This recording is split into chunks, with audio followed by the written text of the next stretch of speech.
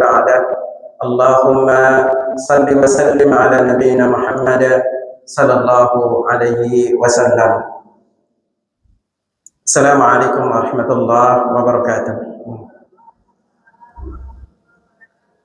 Alhamdulillah, Allah Subhanahu wa taala senantiasa memberikan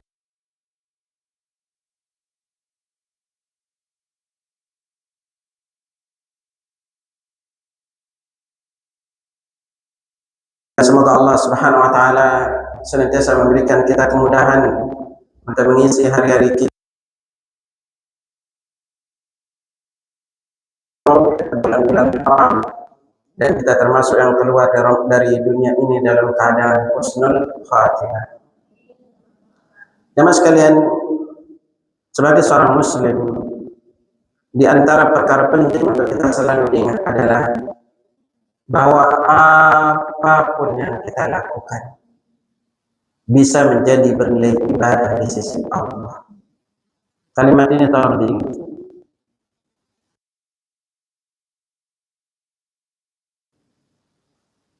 Jangan sampai apa yang kita lakukan atau rutinitas kita ini tidak menjadi ibadah di sisi Allah. Coba sekarang saya tanya ibu-ibu, rutinitasnya apa? Woi, rutinitasnya apa? Apa? Ngurus suami, ngurus anak, terus apa lagi? Ngurus rumah. Ya, yang udah punya cucu ngurus cucu gitu. Ya, bersih rumah, ngurus anak lainnya. Tapi pernah nggak kita merasa itu semua jadi ibadah, Bu? Pernah ngerasa nggak? Wah, gitu kan.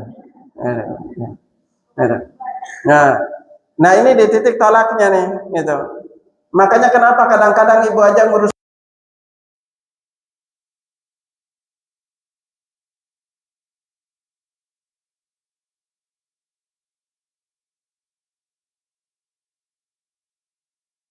senja, ya.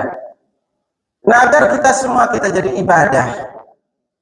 Apapun yang kita lakukan, kita punya rutinitas. Contoh misalnya, kita setiap hari makan, setiap hari tidur, setiap hari mandi, ada orang makan,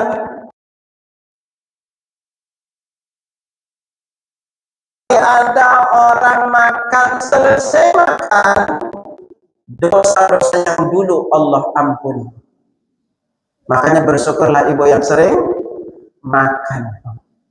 Nah, semakin sering ibu makan, semakin banyak dosanya diampuni loh. Kok bisa? Iya, tidak kan sering. Ada orang tidur, tidak lebih yang dia dapat dari tidurnya hanya sekedar istirahat. Tapi perhatikan, ada orang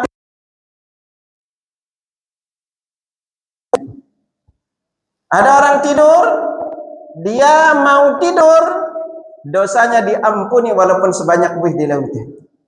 Dan ada orang tidur, tidak bangun sholat malam, tetapi Allah catat dia pahala sholat malam. Dan ada orang tidur, ketika dia bangun tidur, Allah sudah catat dia mendapatkan pahala. Bahkan kalau dia meninggal dunia malam harinya, dipastikan meninggal dalam keadaan Islam. Nah, ini indahnya. Pakaian, justru pakaiannya itu jadi ladang dosa baginya. Dan ada orang berpakaian, setiap detiknya Allah catat pahala baginya. Nah, ibu-ibu di rumah betah apa enggak, Bu? Woi, di rumah betah apa enggak?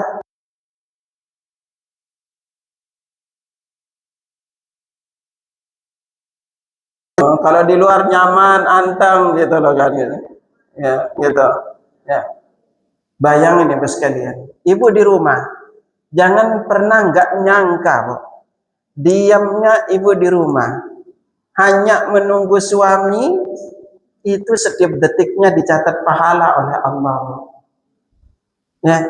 Ini istimewanya seorang muslimah, seorang wanita kalau dia bersuami. Ustaz, gimana yang nggak punya suami? Cari.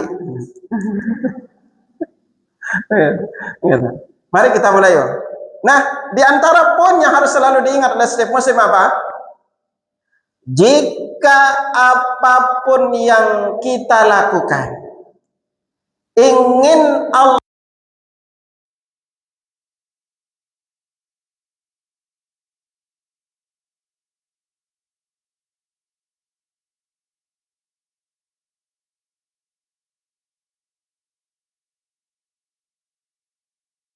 yang kita lakukan, kalau kita tidak niatkan ibadah, Allah tidak akan jadikan itu sebagai ibadah. Contoh tadi makan. Ibu kalau makan niatnya apa? Bu, kalau makan niatnya apa biasanya? Hah? Tuh, itu aja bingung. Hanya niatnya apa? Kenyang doang. Maka kalau niatnya kenyang nggak jadi. Banyak ikut kajian terkait dengan gimana cara merancang niat. Ikut kajiannya di Masjid As-Salam ya, setiap Senin. Dan Senin kedua itu kita kupas dengan tema satu kebaikan banyak niat. Kemarin udah kita kupas 25 niat menuntut ilmu. Lalu kemarin juga 25 niat berbusana muslimah. Nanti kita singgungkan 15 niat makan.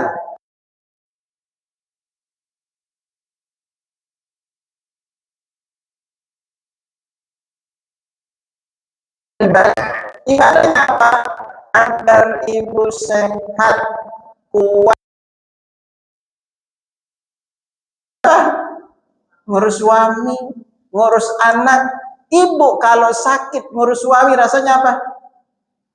Bawanya kesel aja, marah aja gitu loh kan bawaannya. Itu tandanya para istri pengen jalan-jalan gitu. Ya. Niatkan itu untuk ibadah agar ibu kuat. Apalagi kita niatkan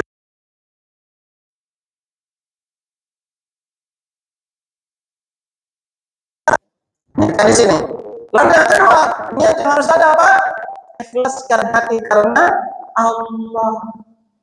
Apapun yang ibu lakukan berupa rutinitas, maka ikhlaskan hati karena Allah.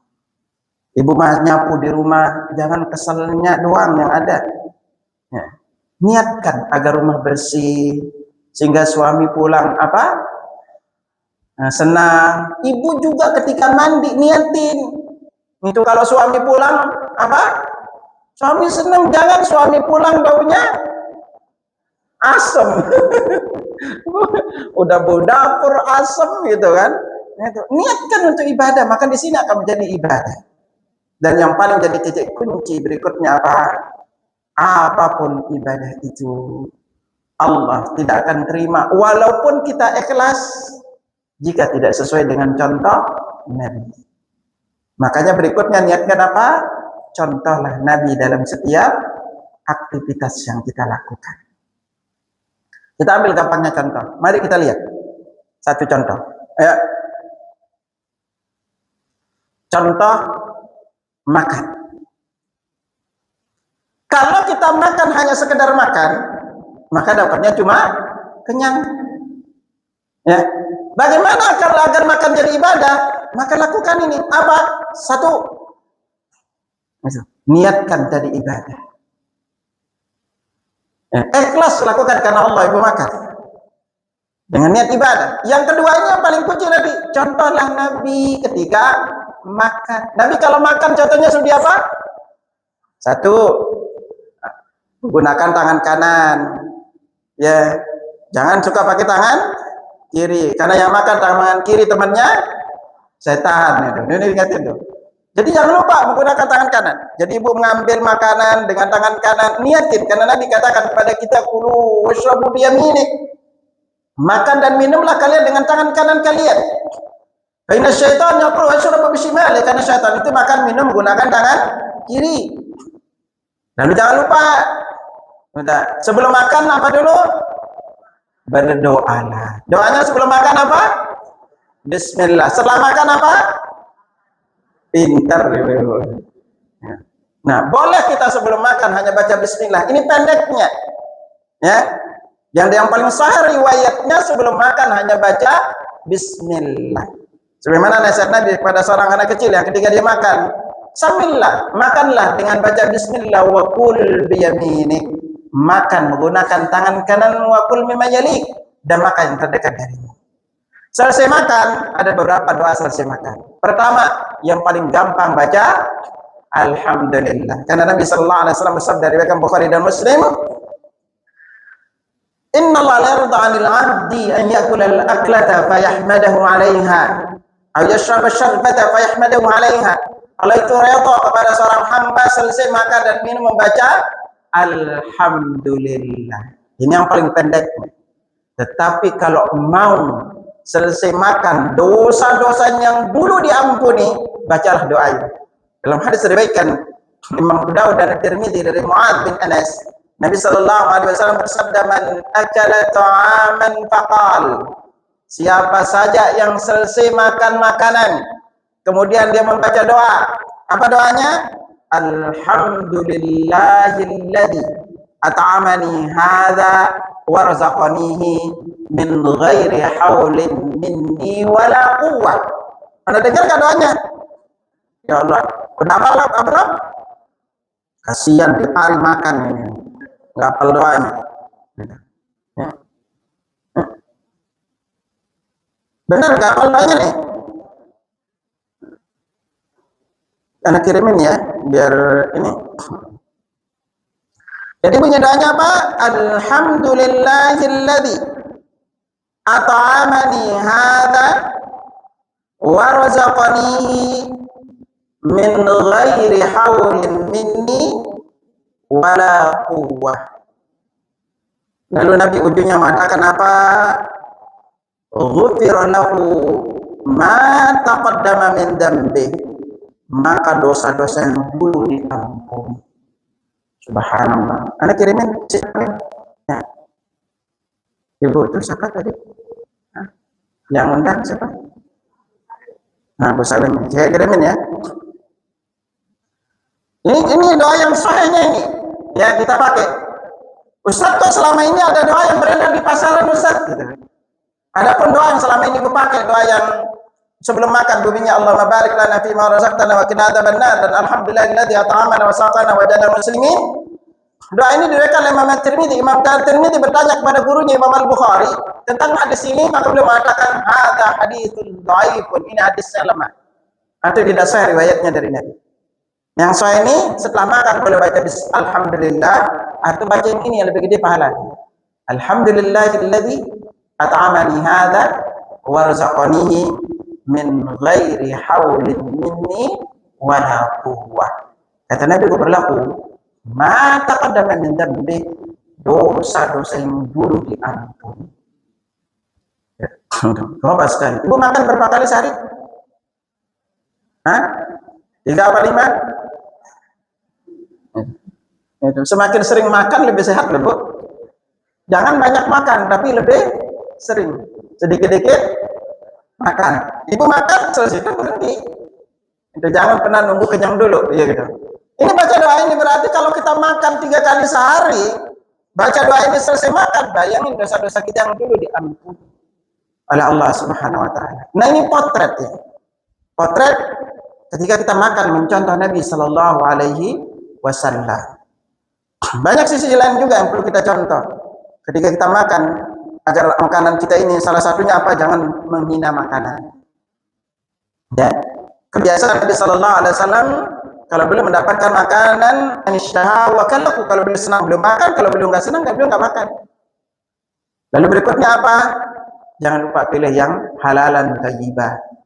Ya, bukan hanya banyaknya makannya. Ya, lalu berikutnya apa? Ketika kita makan, niatkan agar selesai makan kita jadi lebih kuat untuk ibadah. Masih banyak beberapa sisi lainnya. Itu tadi makan. Kita ambil contoh yang kedua adalah tidur. Ada orang tidur, tidak lebih dia dapat hanya sekedar kenyang. Hanya sekedar tidur aja. Tapi ada orang tidur, maka satu, sepanjang malam didoakan malaikat. Gimana caranya agar kita tidur sepanjang malam doakan malaikat? Jangan lupa kalau mau tidur berwuduklah. Ibu sering tidur Kak? Berwuduk sebelum tidur? lagi telah sholat isya terus ketiduran tuh, baru selesai tidur.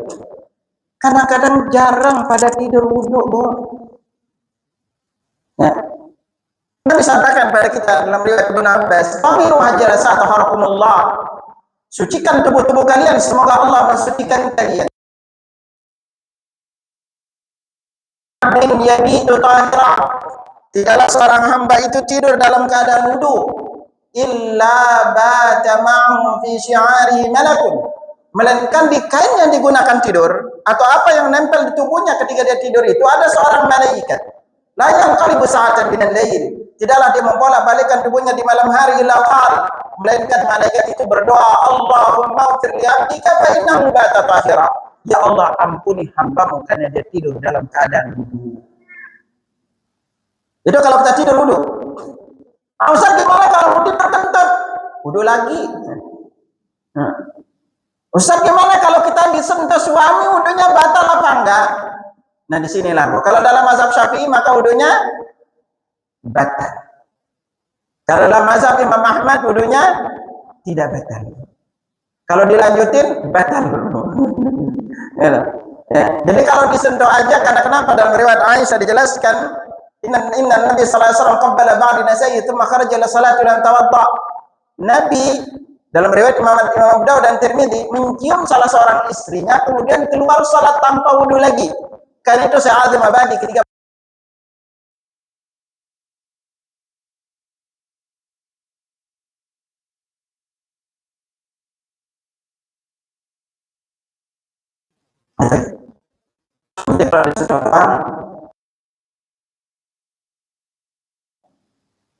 ya, tetapi dalam mazhab Syafi'i mengatakan hukumnya batal. Ya.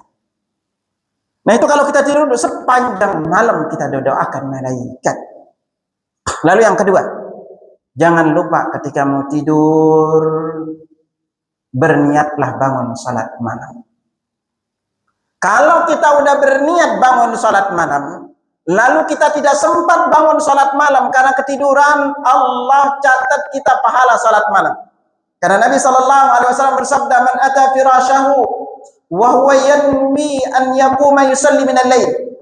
Siapa saja yang mendatangi tempat tidurnya, kemudian dia berniat untuk bangun salat malam, fa ghalabathu ainahu hatta asbaha, kemudian dia tertidur sampai dengan waktu subuh, kutiba lahu ma nawa, Allah catat sesuai dengan niatnya. Adalah sedekah. Jadi udah berniat ingin bangun salat malam, udah pasang alarm gitu, udah apa namanya, tahu-tahu ketiduran karena kecapean ngurus anak dan suami, maka niat kita sudah dicatat pahala salat malam. Dan jangan lupa juga, kalau kita ingin sebelum tidur dosa kita dihapus walaupun sebanyak buih di lautan, maka bacalah doa ini sebelum tidur. Ibu hafal doa sebelum tidur berapa macam? 1 apa 5? 1 apa 5? Ini orang-orang istiqomah. Doa tidur itu banyak, loh. Dari ayat aja, dari surat Al-Quran. Pertama kita dianjurkan baca apa? Al-Mulk. Lalu berikutnya As-Sajdah. 2 ayat terakhir surat Al-Baqarah. Lalu kita juga dianjurkan baca Al-Ikhlas, Al-Falaq, An-Nas. Ingat caranya kalau baca Al-Ikhlas, Al-Falaq, An-Nas. Gabungkan 2 telapak tangan, tiup baru baca. Bukan baca dulu baru tiup. Oh. Ingat, gabungin dulu 2 telapak, bukan baca dulu baru tiup ya. Tapi tiup dulu baru baca. Karena riwayat Aisyah mengatakan, karena Nabi sallallahu alaihi wasallam dawa ila firasy. Nabi itu kalau berada di tempat tidurnya jama'a kaffaihi, kemudian belum gabungkan 2 telapak tangannya, kemana ketafihi, kemudian beliau tiup, kemana fihi, kemudian beliau baca. Jadi bukan baca dulu baru tiup. Jadi gabungkan 2 telapak tangan, tiup, baru baca Al-Ikhlas, Al-Falaq, An-Nas, lalu usap dari atas kepala, bagian depan wajah, lalu bagian depan badannya. Ulangi seperti itu 3 kali. Tapi kalau mau ngeruqyah suami nih, itu mau ngeruqyah suami malam-malam tuh. Jadi gabungin 2 telapak tangan, tiup baru baca. Nah, kalau untuk pribadi itu dari atas kepala, kalau orang lain dari muka. Pegang suaminya malam-malam gini. Ngapain? Ruqyah gitu. Itu kalau mau rukyah suami gitu. Ya, itu. Nah, lalu ulangin sudah itu 3 kali. Atau sebelum tidur baca doa ini. Di antara salah satu doa. Ibu bisa pilih doa yang pendek atau yang panjang. Mau yang panjang atau pendek, Bu? Doanya? Kalau yang pendek pakai apa? Bismillahirrahmanirrahim. Amutu.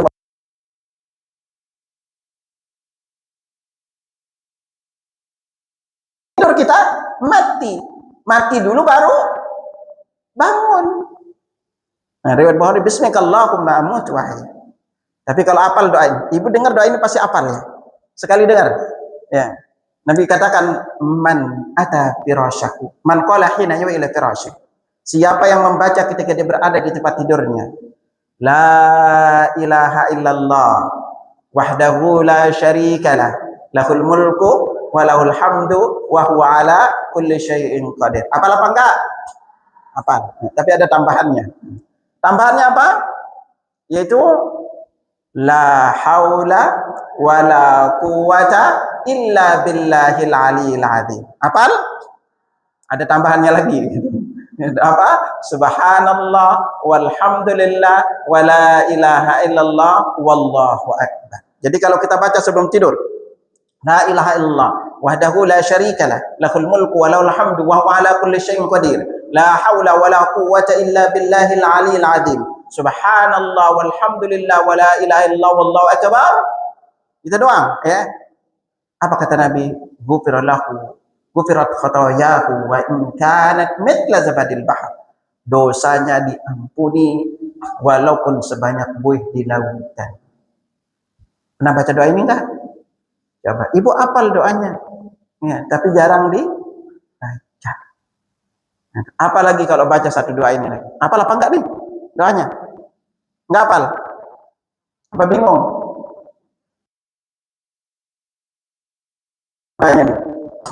Nah, apalagi kalau baca doa yang satu ini, wah, kalau ibu baca doa yang satu ini luar biasa nih doanya. Di sini diriwayatkan Barra bin Azib. Apa kata Nabi kepadanya? Ya gulam, idza awaita firasyaka fatawadda ud'aka lis-salat. Wahai gulam, kata beliau, kalau kamu menuju tempat tidurmu, maka berwudulah persis seperti wudumu ketika mau salat. Tsumma taji ala shikikal ayman. Dan baca, ini doanya. Allahumma aslamtu nafsi ilaika wa wajjahtu wajhi ilaika wa fawwadtu amri ilaika wa alja'tu dhahri ilaika rabbatan wa rahbatan ilaika la malja'a wa la manja minka illa ilaika amantu bi kitabika alladhi anzalta wa bi nabiyyika alladhi arsalta. Hafal apa enggak? Enggak.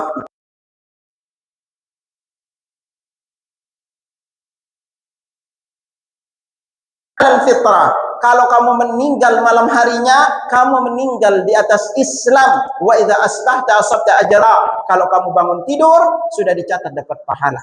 Ini dalam riwayat Imam Muslim dari Imam Bukhari mengatakan waja'al akhirun nama taqul. Jadikan ini terakhir yang kamu.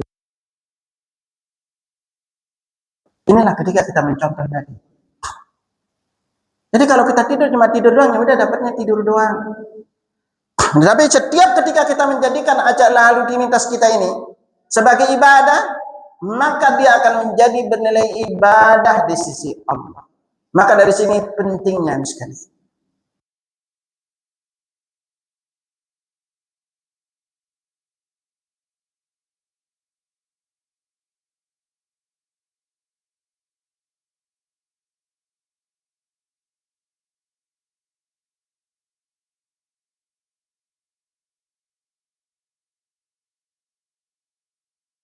Kita pelajari adalah terkait dengan ibadah-ibadah kita. Jadikan di setiap ibadah kita ini kita berandaskan ilmu, bukan hanya sekedar ikut-ikutan.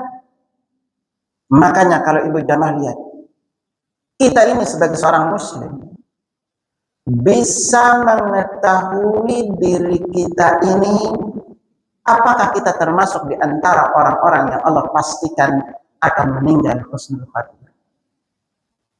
Saya setiap bulan itu diriin pesantren, namanya pesantren lansia. Itu. Bulan ini kami ngadain 2 kali.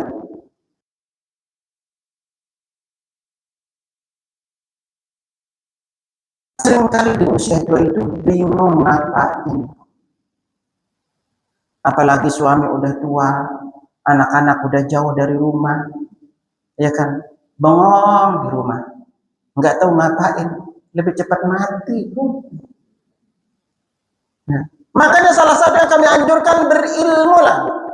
Hadiri, makanya salah satu ciri pertama Allah akan wafatkan kita dalam keadaan husnul khatimah, Allah mudahkan kita duduk menuntut ilmu. Jadi ketika kita duduk menuntut ilmu, ingat pahala yang kita dapatkan begitu banyak di dalam menuntut ilmu itu. Di antaranya pertama, ingat baik-baik, menuntut ilmu hukumnya adalah wajib. Nah, dan amalan yang paling Allah cintai, kita mendekatkan diri kepadanya adalah semua yang secara hukum adalah wajib. Karena itu Nabi SAW bersabda, "Ma taqarraba ilayya 'abdi bi syai'in habba ilayya mimma taradtu 'alaihi." Tidak ada amalan yang paling aku cintai hambaku mendekatkan diri kepadaku selain yang aku wajibkan kepadanya. Apapun yang sifatnya wajib, ya, mulai dari salat 5 waktu, puasa Ramadan, itu, lalu haji, zakat, menuntut ilmu. Makanya menuntut ilmu itu lebih afdal dibandingkan salat malam walaupun 1000 rakaat. Jadi ibu-ibu,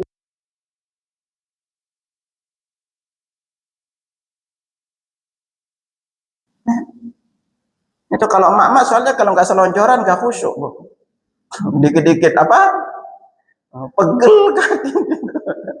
Gitu. Duduklah nuntut ilmu. Kenapa Nabi sabdakan kepada kita, "Man salaka tariqan yaltamisu fihi ilman sahalallahu lahu bi tariqan ilal jannah." Siapa yang menempuh jalan menuntut ilmu, Allah mudahkan baginya jalan menuju surga. Apa mana dimudahkan jalan menuju surga? Karena dengan berilmu dia tahu apa kewajibannya. Dia tahu mana amalan-amalan disunnahkan oleh Rasulullah. Coba kalau ibu belum menuntut ilmu, mungkin nggak tahu pahala. Kalau kita wudhu itu pahalanya besar. Mungkin kita tidak tahu, mungkin doa selesai makan, doa sebelum makan, doa sebelum selesai makan minum. Kita tidak tahu mungkin niat-niatnya. Nah, dengan kita semakin belajar, semakin kita tahu niat-niat itu. Lalu kita mengamalkannya, kita bersemangat mengamalkannya. Ini maksudnya dimudahkan jalan menuju surga. Dan ketika kita duduk ilmu, Nabi sabdakan, "Wa innal malaikata la tadau wajhataha li talibil ilmi ridam bima yasna." Para malaikat mengepakkan sayapnya bagi para penuntut ilmu karena redha dengan apa yang mereka lakukan. Wa inna talibal ilmi la yastaghfir lahu man fis samawati wal ardi hatta al-hitanu fil ma'. Penuntut ilmu itu dimohonkan ampun oleh seluruh yang ada di alam raya sampai dengan ikan-ikan yang ada di air. Jadi ibu kalau duduk menuntut ilmu itu dinaungi malaikat, dimohonkan ampun oleh seluruh alam raya. Tapi jangan sampai kita dinaungi malaikat, dimohonkan ampun oleh seluruh alam raya, di dalam catatan amalnya tercatat nuntut ilmu sambil tidur. Duduk aja nuntut ilmu, ngerti gak ngerti duduk aja, itulah namanya lansia gitu kan. Ya, walaupun dicatat nanti nggak pernah dibuka gitu. Ibu kalau nyatet dibuka apa nggak, Bu? Ya, dicatat aja lah, Bu. Walaupun dicatat bingung isinya apa gitu. Pas dibuka ini Ustaz ngomongnya apa kemarin gitu. Duduk aja nuntut ilmu. Sekali dua kita nuntut ilmu mungkin nggak sampai, tetapi ketika kita sering nuntut ilmu ada aja yang nempel gitu. Gitu. Ini kalau kita nuntut ilmu. Dan kalau kita tidak berilmu, bisa jadi kita akan banyak salah di dalam beramal. Saya bisa contoh. Contoh aja. Ketika suami ibu kurang berilmu, bisa jadi dia banyak salah menempatkan posisi. Contoh, ingat baik-baik, ingatin suami. Ya. bagi seorang anak laki-laki, nafkah yang diberikan ke istrinya jauh lebih besar pahalanya dibandingkan uang yang diberikan ke orang tuanya sendiri. Kenapa? Karena ke istri hukumnya wajib, ke orang tua tidak wajib. Jadi ibu-ibu yang punya anak laki-laki jangan sedih, ya. Karena ke istri hukumnya wajib, ke orang tua tidak wajib. Kecuali kalau orang tuanya nggak mampu, udah pensiun, tidak ada pekerjaan, maka anak wajib memberikan nafkah ke orang tua. Gedenya pahalanya itu bagi suami. Nah, dan di sini perlu diingat juga, tetapi ingat, bagi seorang istri di dalam syariat Islam tidak boleh berkata harta suamiku hartaku.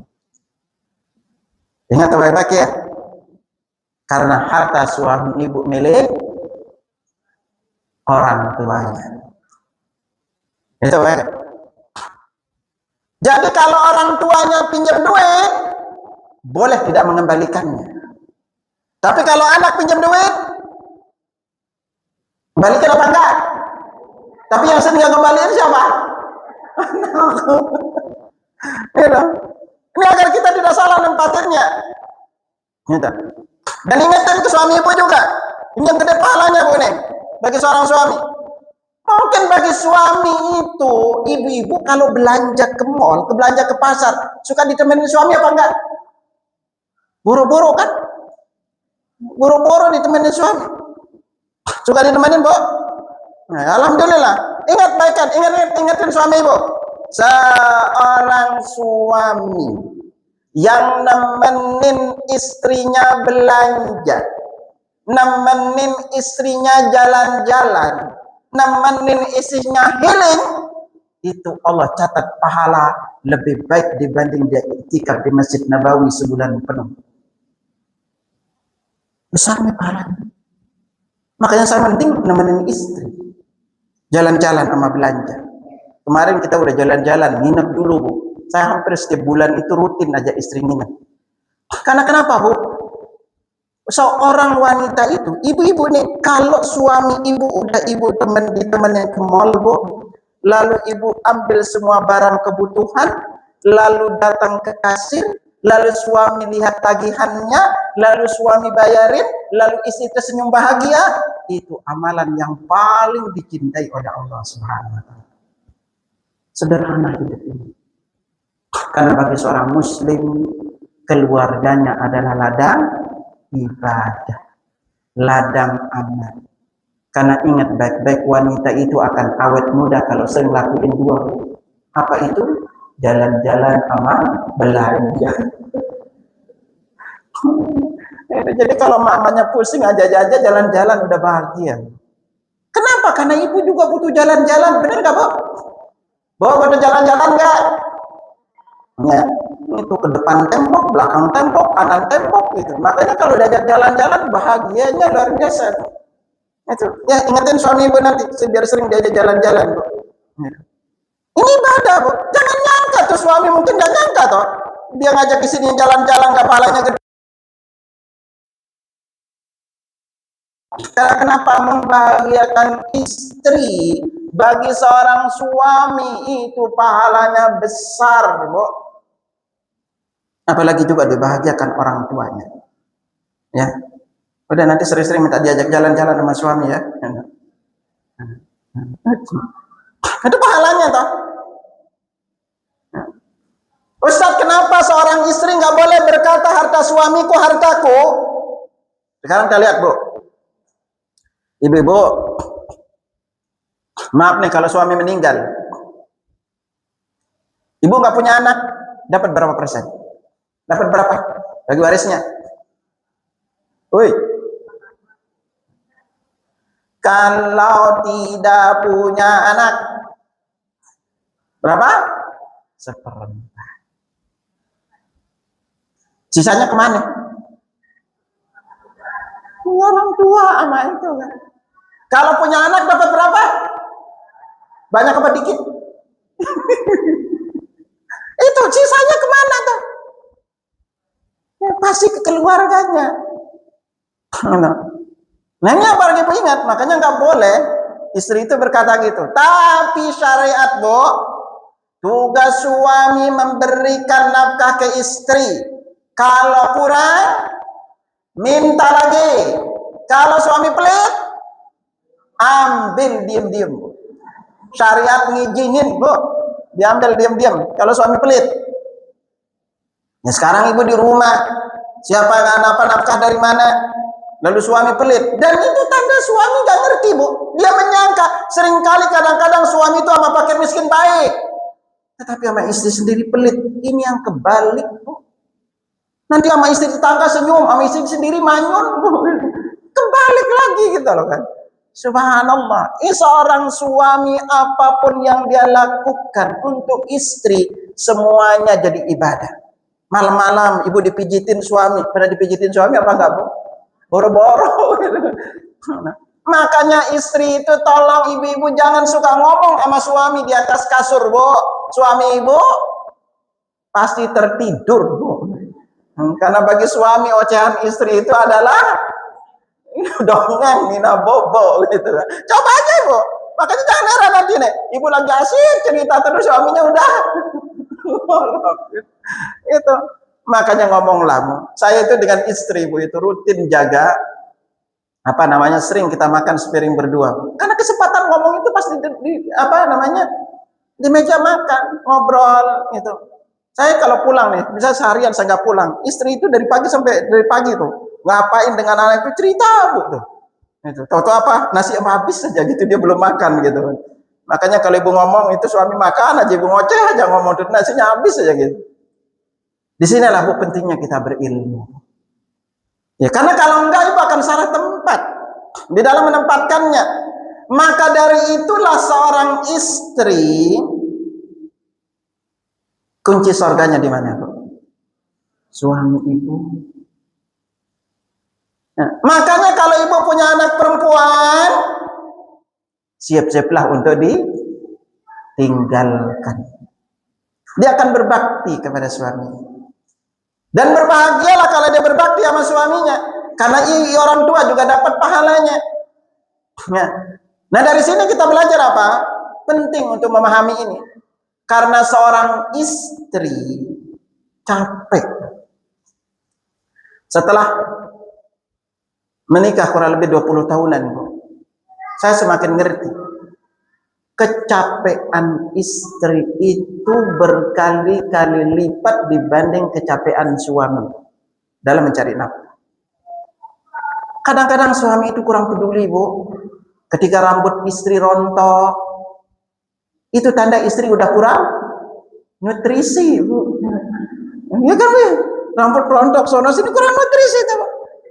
Kulit udah mulai gelap, tandanya kurang skincare. Gitu kan, itu. Lalu apa, gitu kan?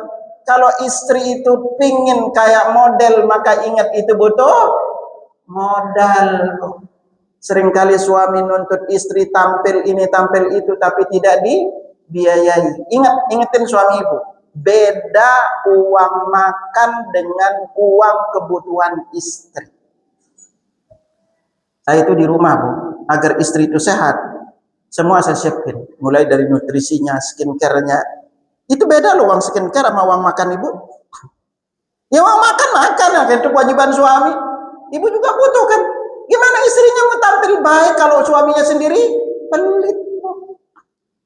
Ya, nggak bisa, itu berbeda. Ini yang perlu diingatin ke suami, agar suami ngerti. Jangan sampai dia udah ngasih uang untuk makan minum lalu itu selesai. Sementara capeknya istri ngurus rumah tangga apa? Anak itu sering dah, Bu. Coba aja ibu perhatiin. Kalau rambut ibu rontok, itu tandanya ibu kurang nutrisi. Tangan gampang pegel, kaki selonjor dikit udah pegel lagi. Itu loh kan. Muka udah apa, kulit udah mulai gelap-gelap gitu loh kan. Itu tandanya ibu butuh nutrisi, Bu. Itu ngomong ke suami, jangan diem aja. Kalau suami itu kadang-kadang kurang sensitif, Bu, masalah istri. Ibu sekarang kan udah kurang lancar. Paham nggak itu tandanya dia kurang nutrisi, Bu?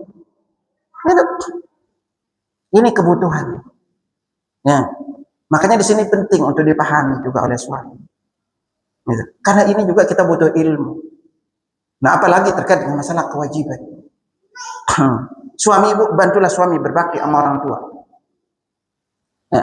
Ingat, ibu sebagai istri, kalau sampai ibu jalan sama mertua, tahu-tahu naik mobil, lalu suami itu dahuluin istrinya, itu tandanya anak durhaka tuh sama orang tuanya.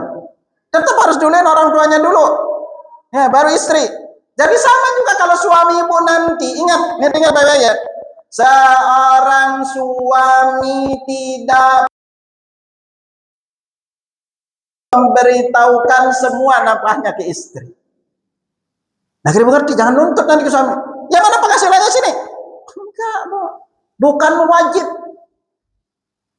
Dan seorang istri termasuk dosa kalau dia memata-matai HP suaminya. Hati-hati itu, Bu. Ibu jangan ini laki-laki nanti ibu apa? Ibu nekat suka mata-matain HP suami, bisa jadi taruh di mobil satu, apa di rumah satu, di mobil tiga. Gak usah mata-matain, Bu, serahin nama Allah, Bu. Tetapi suami, maka dia berhak untuk mengetahui isi HP suami istri. Oh, jadi gak adil, Ustaz, gitu kan? Karena bagaimanapun suami ibu itu adalah kepala rumah tangga. Kalau suami ngelakuin dosa, istri dapat dosa enggak? Dapat apa enggak? Enggak dapat, Bu. Tapi kalau istri ngelakuin dosa,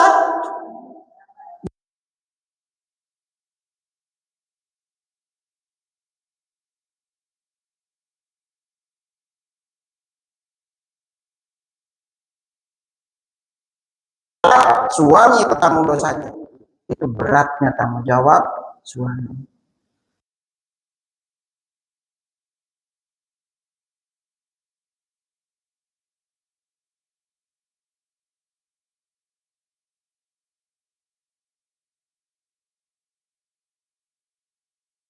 Suruh rajin sholat sunnah, nggak disuruh setiap hari.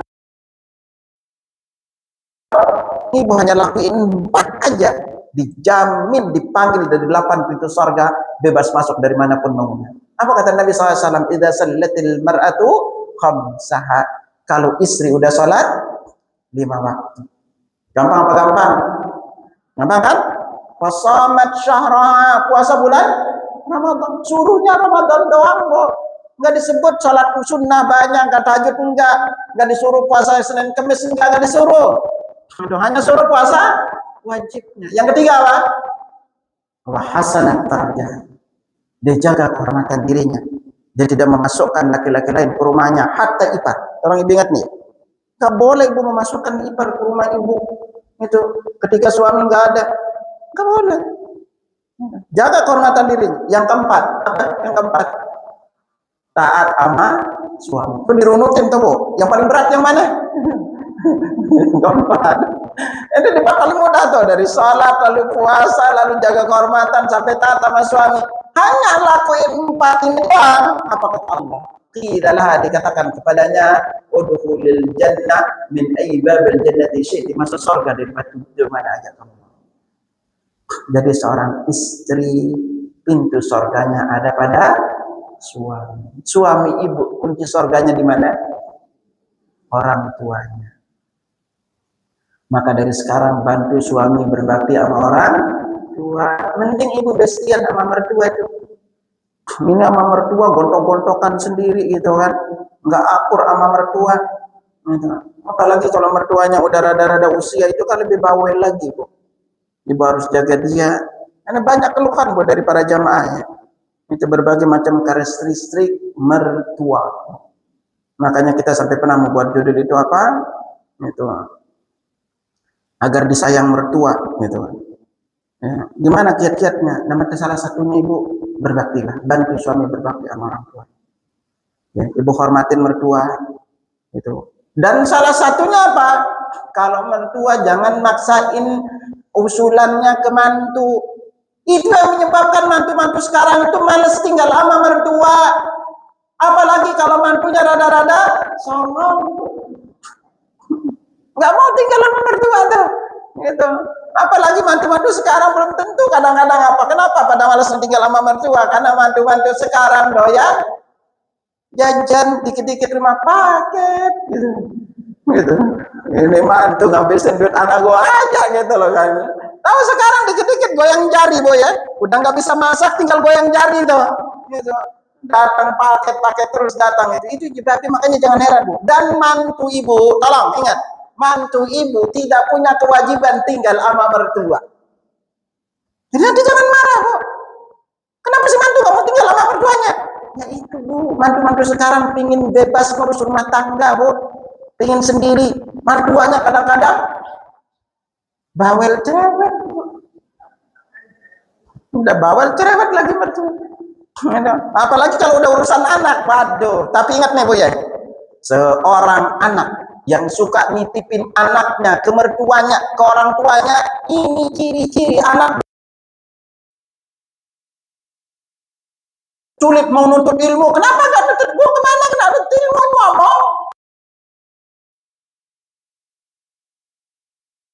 Ngomong jadi gara-gara tunjuk, subhanallah gitu. Kapan orang tuanya mau ibadah, kapan orang tuanya mau nuntut ilmu, gara-gara ngomong cucu terus alasannya. Ingat tuh ya, jangan sampai suka Ustaz gimana kalau orang tuanya mau, emang mau terus apa gitu loh kan, gak seterusnya kan. Kalau pas dia mau silakan gitu, tapi jangan terus-terusan dia yang ngurus Bu, gak boleh. Nah, apalagi orang tuanya asik kerja, lu anak dititip sama neneknya, udah neneknya sakit pinggang, anaknya aktif ke sono kemari, itu ngejar sono ngejar sini, nggak bisa tuh neneknya pinggang, gitu. Nah, gitu. Nah ini perlu diperhatikan tuh, jangan suka nitipin. Kecuali kalau dia lagi pas mau silakan. Nah, ini penting untuk kita paham pola-pola ini agar jangan sampai nanti kita salah kaprah di dalam menerapkannya. Disinilah pentingnya kita berilmu. Apalagi kalau ilmu di bab salat. Jangan sampai Ibu, sampai sekarang. Salah satu poin yang kami cek di pesantren lansia adalah masalah salat. Seringkali kami menemukan mereka di usia tua bacaan sholatnya pada nggak benar. Coba kita coba deh Bu. Ya. Coba baca doa rukuk Bu, serentak. 1, 2, 3. Kerasin dikit apa? Itu. Coba serentak. 1, 2, 3. Murah agak kedengeran suaranya. Nah, serentak harus dipotong kayaknya ya, gitu kan. Coba serentak. 1, 2, 3. Ini aja udah kelihatan. Ini gaya-gaya TPA gitu. Hati-hati ya, Mbak. Ini kebanyakan bacanya apa? Subhana rabbiyal azimi wa bihamdi. Ada yang gitu, Bu? Itu apalagi dipanjangin subhana rabbiyal azimi wa bihamdi. Ini kayak TPA loh nih, Bu. Apa kelirunya? Di sini ada kelirunya. Apa yang pertama? 1, enggak boleh punya dipanjangin. Ikutin coba. Subhana. Ulangi. Subhana Rabbiyal azimi wa bihamdi.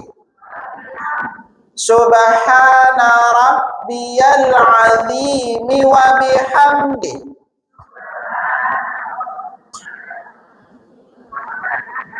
Ulangi. Masih tuh. Jangan berhenti di nunnya, Bu. Jangan bilang subhana rabbiyal, itu jadi kepanjangan. Subhana rabbiyal. Ulangi. Subhana rabbiyal azimi wa bihamdi.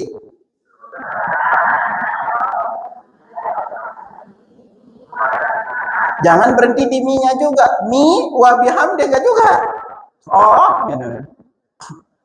Subhana rabbiyal azimi wa bihamdi. Ulangi.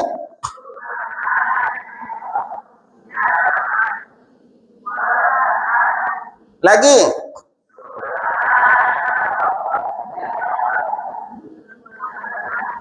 Lagi.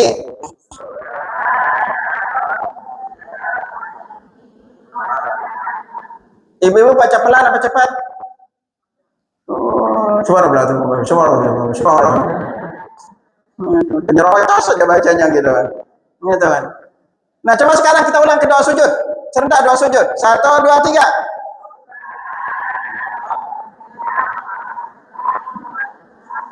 Ulangi.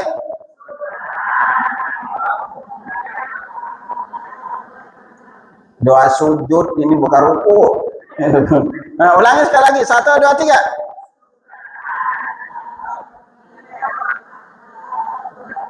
Nah, dialanya panjangan ya. Subhana rabbiyal a'la wa bihamdi. Ulangi.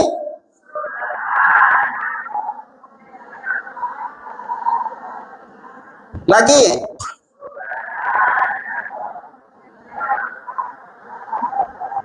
Nah gitu.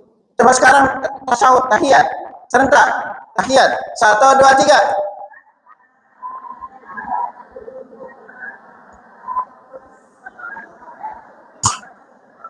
Persis gaya TPA. Ingat deh. Di tahiyatnya itu jangan sampai huruf tanya panjang, Bo. Ini bacanya at-tahiyatul mubarakatus sholawatut. Ini benar-benar lulusan TPA gitu. Bukan at-tahiyatul enggak gitu. Jadi tanya dia kata at-tahiyatu. Belum. At-tahiyatu. Jadi ini tanya enggak banyak. At-tahiyatul mubarakatus salawatut thayyibatu lillah. Ulangi. Masih. Ini udah berapa tahun sholatnya? Bukan bukan at-tahi. Satu. Nah sekarang lanjut. 1, 2, 3.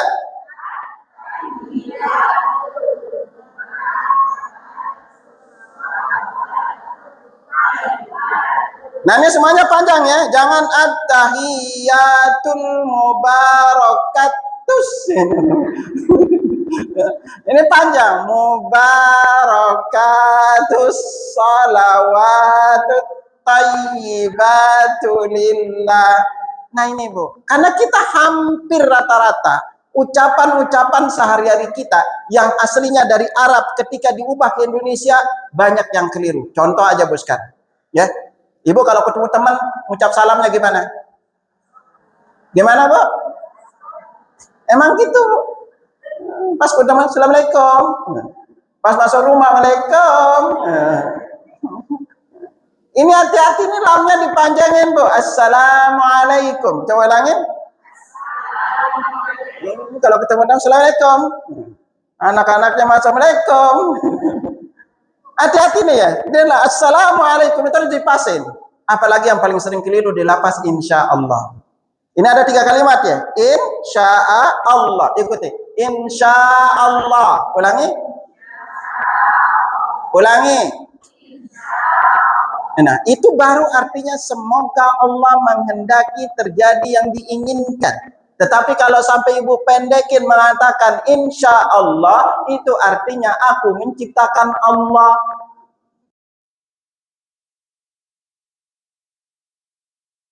Kalau itu kapal belakangnya dikasih huruf D. Ya, cukup bilang insya Allah. Ya. Sinnya dipanjangin, jangan sampai mengatakan insya Allah. Inilah ketika penting untuk kita perbaiki ucapan sehari-hari itu. Ya. Contoh lagi, di antara salah satu ilmu penting Ibu ingat. Ya, ketahuilah bahwa meminjamkan uang lebih besar pahalanya dibanding sedekah. Kok bisa Ustaz? Iya. Rata-rata orang kalau minjem uang itu amnesia. Bener gak kok? Gitu. Bener kok. Ditelepon, gak nyambung. Didatangin, nggak ada.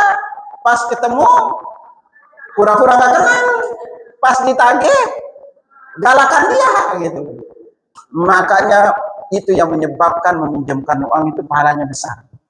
Bersyukurlah ibu kalau punya teman yang sulit bayar utang. Nah, kita belajar, Bu. Gede pahalanya nih, Bu. Sekarang kita lihat ya, gimana gedenya minjemin uang. Pertama, kalau ibu-ibu punya teman-teman yang sulit bayar utang, orang sulit bayar utang karena ada dua kan, ada yang memang benar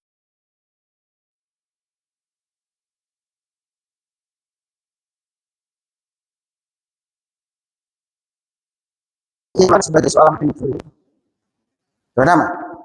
Yang kedua, itu kalau kita punya utang, lalu pingin bayar, serius, lalu keburu meninggal dunia, maka nanti Nabi akan membayarkan kita dari kiamat. Pada saat itu tidak ada dinar dan dirham lagi. Tetapi kalau ibu ada yang dipinjam uangnya nggak balik-balik, banyak. Oke, kita belajar. Nanti ibu akan bersyukur kalau dia sulit bayar utang. Gitu. Pertama, ingatlah kata Nabi, inna salafa yajri madrasati sadaqah. Pinjaman itu setengahnya dihitung sedekah. Jadi kalau ibu sedekah 1 juta, Allah sudah catat 500.000 sebagai sedekah kita. Gitu. Perlu diingat ya.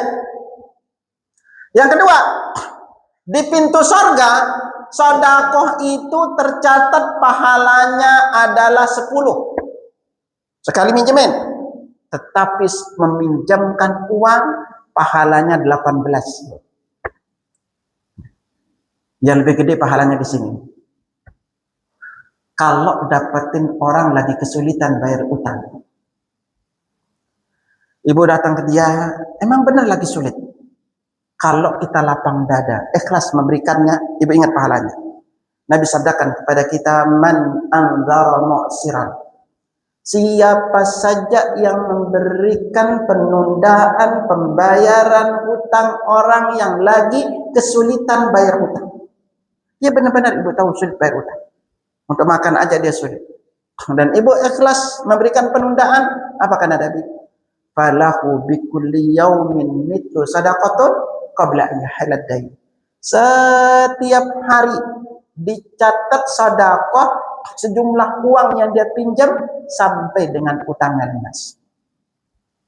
Jadi kalau dia minjam uang 1 juta, lalu ibu datang ke dia, ternyata dia juga lagi kesulitan bayar utang, lalu ternyata ibu lapang dada memberikan dia penundaan pembayaran utang, maka sejak saat itu setiap hari dicatat oleh Allah dalam catatan amal ibu sedekah 1 juta sehari. Pernah sedekah 1 juta sehari, Bu? Woi, boro-boro kita. Mungkin dulu ibu pernah angkat tangan berdoa, ya Allah, aku pengen banyak sedekah. Udah dapat duit, belum tentu mau sedekah. Caranya Allah kasih kita gitu tuh. Dipinjemin uang lalu belum tentu dibayarin. Agar kenapa? Agar Allah catat kita setiap hari pahala sedekah. Itu caranya. Mungkin dulu pernah ibu berdoa seperti itu. Lalu ingat baik-baik boleh. Kita belum tentu bisa sedekah setiap hari. Tetapi ingat baik-baik. Sedekah 2.000 sehari lebih besar pahalanya dibandingkan sedekah 60.000 sekali sebulan. Kok bisa, Ustaz? Iya. Pertama, kalau kita sedekah 2.000 jauh lebih ikhlas. Benar nggak, Bu? Kita itu kalau masukin 2.000 plong foto itu. Ikhlas masukin di 2.000. Ya kan? Makanya itu kotak amal rata-rata warna isinya apa, Bu? Abu-abu. Sedikit ya warnanya cerah-cerah gitu loh. Tapi seringkali ingat rezeki kita itu tergantung dari warna yang sering masuk ke kotak amal loh, Bu. Kalau ibu suka masukin warnanya abu-abu, rezekinya juga abu. Kalau sering masukin warnanya cerah-cerah, rezeki ibu juga jadi cerah. Itu aja, Bu.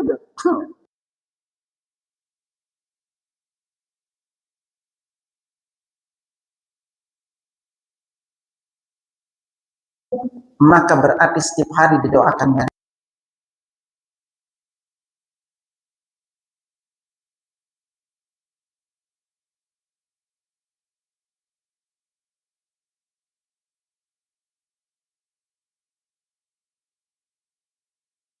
Mesti ketela pentol hancurin yang kikir. Oh, Ustaz mau kasih siapa 2.000 sehari gitu kan? Mending ibu cari kotak amal, kencelengan, masukin setiap hari 2.000 bu. Tapi jangan udah kumpul diambil lagi gitu. Ya itu mending apa? Nanti pun telah kumpul 60.000 baru disedekahin. Karena kalau masih 2.000 kan nggak kerasa, oh ya. Coba kalau ngasih 60.000 kan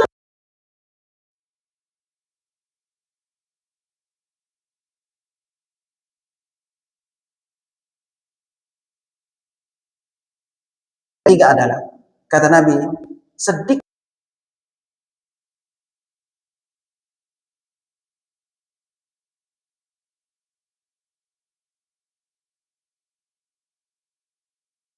rutin. Makanya ibu setiap hari usahakan sodakoh. Ya kalau masih punya suami suruh pas datang ke masjid suruh bawa duit agar dia sodakoh di masjid. Ini utamanya kalau kita sodakoh rutin ya. Sodakoh rutin 2.000 sehari. Makanya ada kalanya kita sodakoh sedikit ini. Makanya Nabi pernah bersabda sabaqah dirhamun mi'atu al. Orang sodakoh 1 dirham mendahului pahala orang sodakoh 100.000 dirham. Lalu sahabat bertanya, wa kaifa kok bisa? Lalu Nabi bersabda, lirrajuli dirhaman. Ada seseorang yang hanya punya 2 dirham, fatasaddaqa bihadihima, lalu dia sedekah dengan 1 dirham. Berapa persen harta dia sedekahkan? 50%. Nah, ibu punya 1 miliar, berani nggak sedekahin 500 juta? Belum tentu. 500 juta Ustaz, bisa beli emas berapa ini nih 500 juta? Kepikirnya macam-macam. Ya. Lalu ada orang yang punya banyak harta diambil cuma sedikit dari 100.000. Gitu. Nah ini pentingnya Mbak ya. Nah maka dari itu apa? Sedekah sedikit itu bisa jadi lebih gede pahala. Dan salah satu jalan kita sedekah adalah meminjamkan uang kepada saudara kita.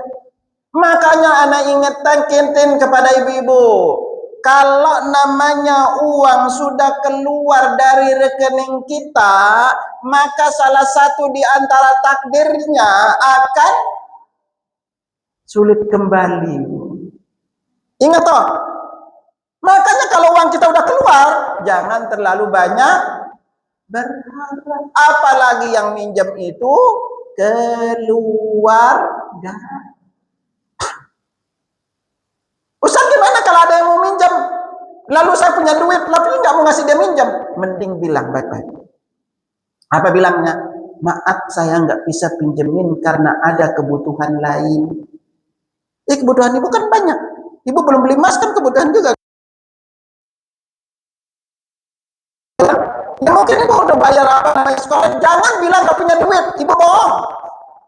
Mending bilang ada kebutuhan. Atau cara paling aman nih, kalau dia mau pinjam 10 juta, ibu ikhlasnya berapa? Kasih dia 1 juta, udah saya ikhlasin ini sedekah. Selesai bu. Dibanding nanti ibu pinjemin, gara-gara dipinjemin, ditelepon. Gak nyambung. Dan ibu bisa jadi sakit hati. Ingat namanya tuh. Karena kita ini apalagi tambah ya, udah dipinjemin duit, nggak bayar utang, suka update status tadi. Mau umroh ada status OTW Makkah gitu kan. Lalu udah ini nggak punya duit beli tas pamerin lagi, nyakitin hati bu. Ya makanya uang itu seringkali bisa menjadikan orang itu putus persaudaraan. Makanya kalau sama saudara ada yang pinjam duit, ibu kasih aja seikhlasnya. Udah selesai. Oh, Ustaz, kalau saya punya piutang gimana caranya balik? Siapa yang punya piutang belum balik? Angkat tangan. Ayo. Ibu udah lama minjemin kebalik-balik. Kepingin nggak balik tuh piutang? Pingin nggak? Kalau kepingin dan ajarin caranya. Kalau enggak ya udah nggak kena gue ajarin gitu. Ada kepingin balik? Siapa saja yang punya piutang sampai sekarang belum balik, langkah pertama agar Allah cepetin balik apa? 1. Lepas tuh piutang. Ikhlasin. Daripada gara-gara itu ibu sering sakit hati. Dia pernah ingat dia sakit hati punya teman baru berbarengan namanya sama, ibu ingat utangnya juga. Lombok, lepasin. Ingat baik-baik. Kalau itu rezeki kita pasti akan kembali. Dan ingat itu takdir ibu. Dulu Allah takdirkan ibu gak punya uang. Lalu tahu-tahu uang itu ngalir ke rekening orang lain. Lalu tahu-tahu gak balik. Itu takdir ibu. Makanya belajarlah bahwa apapun yang saat ini kita miliki semuanya adalah titipan dari Allah. Belum tentu rezeki kita, belum tentu itu milik ibu, belum tentu ibu bisa menikmati. Walaupun ibu udah capek mencarinya, udah dikumpulin, tahu-tahu udah dikumpulin dipinjam sama orang, lalu tidak balik. Catat baik-baik, itu takdir ibu. Dan ingat, apapun yang terjadi dalam hidup kita sudah ditakdirkan. Belajar pelan. Ya Allah, kalau rezekiku mudahkan baliknya. Dan yang jarang ibu lakukan apa? Seringkali kita kalau punya piutang sama orang lain, ingat terus hutangnya sampai sakit hati ingatnya. Ya, makanya apa? Kenapa nggak mau belajar minta diganti oleh Allah? Ibu angkat tangan, doain dia. Orang itu nggak bayar utang, bisa jadi memang dia kesulitan. Orang itu nggak bayar utang, bisa jadi dia itu nggak ngerti kalau utang ini bisa ditarik nanti di sampai hari kiamat. Karena dia nggak berilmu, akhirnya nggak mau bayar utang. Makanya angkat tangan, doain dia agar dapat hidayah, doain juga dia agar dapat rezeki. Karena memang udah takdirnya setiap orang yang punya utang seringkali amnesia. Ya Bang Bu, makanya jangan sedih Bu kalau dipinjemin utang gitu. Belajar itu. Ustaz gimana kalau saya ikhlasin Ustaz? Karena dia susah. Kalau ibu ikhlasin, pahala sedekahnya berhenti. Mana? Ikhlasin apa enggak? Enggak ikhlasin. Tapi akan kalau kita ikhlasin, Ustaz sudah sampai susah saya ikhlasin aja deh. Kalau ibu ikhlasin, pahalanya berubah. Nabi sallallahu alaihi wasallam bersabda, "Man antara musiran." Siapa saja yang memberikan permudahan pembayaran utang orang lagi kesulitan bayar utang, awadaan waktu dia putihin utangnya, Allah maka Allah akan berikan dia naungan kelak di padang mahsyar di saat tidak ada seorang pun yang bisa memberikan naungan. Tetapi kalau dia pinjam utang, bukan ada orang pinjam utang dua tipe nih, sulit bayar sama gampang bayar. Kalau dia gampang bayar, ibu kerjasama lagi kalau kepingin lebih gede lagi pahalanya. Contoh, dia datang ke ibu, alhamdulillah Bu, saya mau bayar utang. Gitu. Dapat rezeki mau bayar utang. Nah, orang-orang yang jujur ini ibu kerjasama, tanyain balik ke dia, ya. Gitu. Kalau yang sulit bayar utang, Bu, yang sulit bayar utang, ibu bilang aja sama dia, udah balikin utangnya tahun depan aja lah. Gitu. Berjalan 1 tahun, Bu ya, udah berjalan 1 tahun, ibu datangin dia baik-baik lagi. Alhamdulillah, lewat perantara ibu tahun ini saya bisa sedekah 365 juta. Uang yang 1 juta saya ikhlasin. Nanya ke dia, mau pinjam duit lagi nggak? Ya. Tadi dipikir-pikirin terus. Tapi kalau dia gampang bayar utang, ibu kerjasama pahala sama dia. Karena Nabi bilang, "Fa'idha halad dain fa'andharhu." Kalau dia mau bayar utang, ini dia setuju bayar utang nih. Datang ke ibu, kepingin bayar utang, tanyain balik ke dia, Bu, masih butuh nggak duitnya? Ya. Kalau dia bilang masih butuh sih, tapi kan saya udah janji untuk bayar utang. Kata Nabi apa? Fa'idha halad dain fa'andharhu. Kalau dia mau bayar utang nih, ditunda lagi pembayaran utangnya. Bilang ke dia, udah pakai aja dulu. Nanti kalau benar-benar lapang baru balikin. Kalau ibu bisa berkata gitu, kata Nabi, "Faidah ladai fa'dhahu." Kalau dia mau bayar utang, ditunda lagi pembayar utangnya, kata Nabi. Padahal lagi sedekah, maka dia dicatat pahala 2 kali lipat setiap hari. Subhanallah. Makanya ibu cari orang-orang yang sulit bayar utang. Gitu. Gitu. Inilah kalau kita ngerti, dibanding ibu sedih, dibanding ibu susah, gitu kan, mikirin. Yang kedua, ingetin ibu, kita itu dari sekarang udah bisa prediksi, saya ini termasuk yang pasti diwafatkan Husnul Fatimah atau tidak. Ibu mau tahu? Oke, saya satu tadi, ciri terbesar orang yang Allah pastikan meninggal Husnul Fatimah adalah Allah mudahkan dia menuntut ilmu. Jadi ibu bersyukur kalau dimudahkan untuk menuntut ilmu. Dibanding ibu bengong di rumah gak ada kerjaan, mending duduk di majelis taklim, Bu. Ngerti nggak ngerti, duduk aja asik sambil nyender selonjor, pahalanya gede, Bu. Duduk aja nanti ilmu, gitu. Ini yang pertama ya. Tadi kalau kita di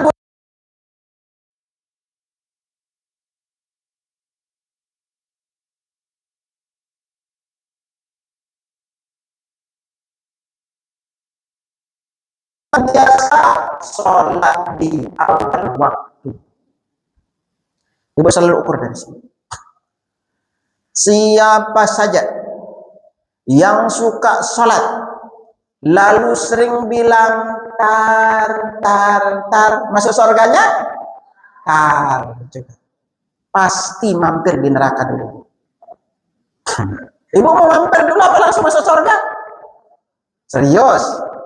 Nih lihat, kita buka Al-Quran. Ibu buka pertama surah Al-Mudaththir ayat 42 sampai 45. Ya. Ini surat 74 Al-Mudaththir. Silakan siapa yang baca artinya. Yang satu lagi buka surat An-Nisa ayat 142. Ayat berapa? Al-Mudaththir 42 sampai 45. Satu lagi buka An-Nisa biar cepat. Surah An-Nisa ayat 142. Satu lagi buka surat Al-Ma'un ayat 4 dan 5.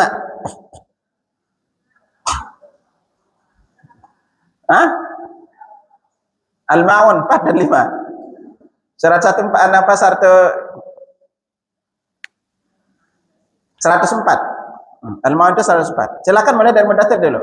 Artinya surat ke-74 ayat 42 sampai 45. Ya, silakan. Apa menyebabkan kamu masuk ke dalam neraka sakar? Mereka menjawab, dahulu kami tidak termasuk orang-orang yang melaksanakan sholat, dan kami juga tidak beri makan orang miskin. Bahkan kami biasa berbincang untuk tujuan yang batil bersama orang-orang yang menjalankannya. Satu lagi. Dan kami mendustakan hari pembalasan. Satu lagi. Sampai datang kepada kami kematian. Oke. Di sini Bu, lu ingat baik-baik. Jadi nanti ada golongan awal-awal masuk surga. Namun ada golongan-golongan belakang masuk surga. Yang belakangan masuk surga ditanya sama yang awal-awal masuk surga, "Masalah kakum fi saqar?" Kenapa kamu mampir ke neraka sakor? Jawaban pertamanya apa? Qalu lam nakum minal musallin. Dulu di dunia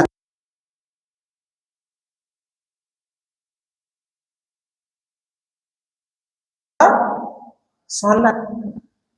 Walam nakun ilmu miskin, dan tidak memberikan makan kepada fakir miskin, maupun nakhudu ma'al khaidin, dan kami duduk membicarakan kebatilan dengan orang membicarakannya. Apa padanya di sini? Makanya salah satu di antara ciri penghuni neraka sakor doyan gosip, doyan rumpi. Apalagi yang dibicarakan itu kebatilan. Ya, lanjut. Surah An-Nisa 142.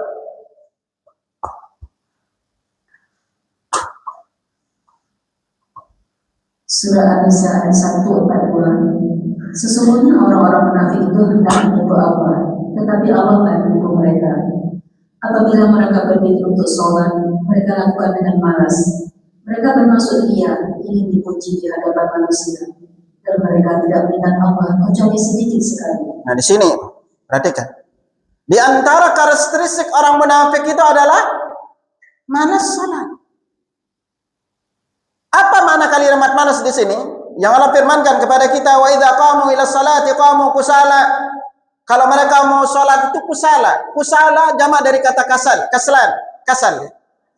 Artinya malas. Apa makna kasal di dalam bahasa Arab? Al-kasalu maknanya di dalam bahasa Arab adalah dia mampu melakukan kebaikan namun dia tidak mau melakukannya. Ibu punya waktu kosong di rumah, lebih asik main apa ya? Gitu. Lalu sholat bilang tar, sholat sibuk.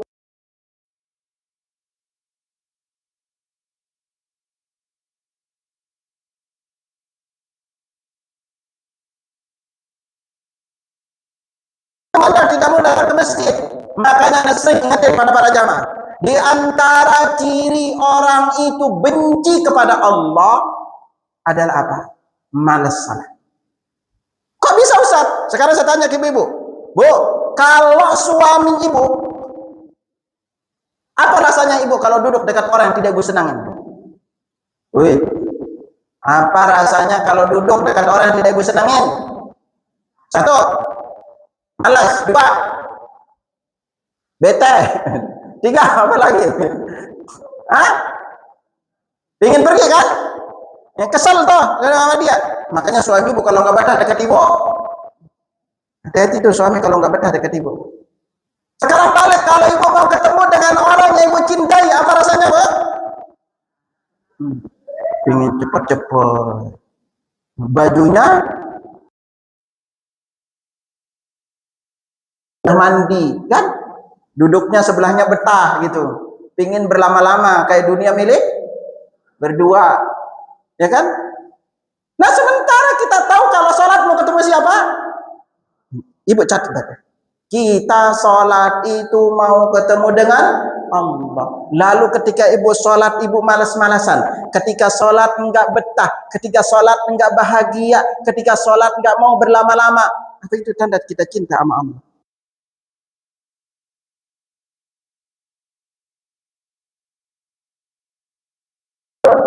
Pas mau sholat mandi apa enggak? Belum tentu kan. Udah sering kali kita pakai baju seadanya, kadang-kadang tambah pakai dasarnya sobek. Udah itu kalau mau ketemu Allah, mau ketemu manusia rapi, anteng, enak. Pas ketemu Allah seenaknya. Lalu khusyuk minta rezeki, ya Allah kasih aku rezeki. Udah dapat rezeki beli baju untuk kondangan lagi. Subhanallah, jangan sampai Allah itu jadi sisa-sisa. Allah itu selalu kita jadiin pilihan terakhir. Tapi nanti khusyuk berdoanya pingin awal-awal masuk surga. Makanya salah satu ciri orang itu benci sama Allah, malas.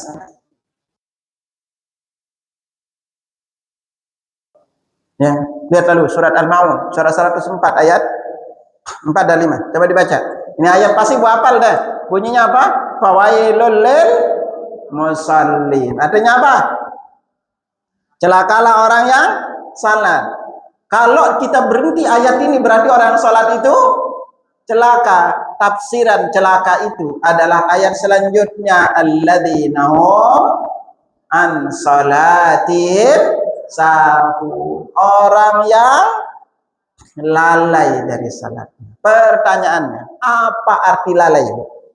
Ibnu Katsir menjelaskan 3 makna lalai dalam salat. 1, kalau sholat itu telat-telat. Mau sholat zuhur dekat asar, mau asar dekat maghrib. Alasannya sibuk. Sibuk apa? Main HP. Yang kedua, sholatnya itu tergesa-gesa, matok-matok kayak ayah. Dan yang ketiga nih, ya, apa itu? Tidak ngerti bacaan sholatnya. Ibu udah sholat berapa puluh tahun, Bu? Udah sholat berapa puluh tahun? Jangan sampai ibu bertahun-tahun sholat, bacaan sholatnya nggak pernah dibenerin. Sampai lama kita sholat nggak. Pertama yang kami ajarkan kepada para jamaah,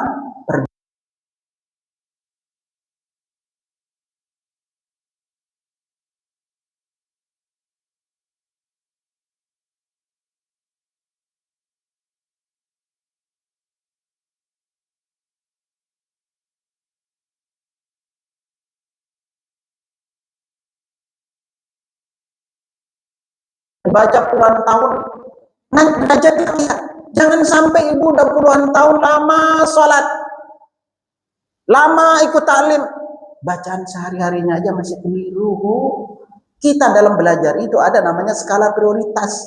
Skala prioritas pertama yang wajibnya dulu, di antaranya adalah tauhid dulu. Lalu berikutnya yang kewajiban kita sehari-hari, mulai dari kita salatnya. Ini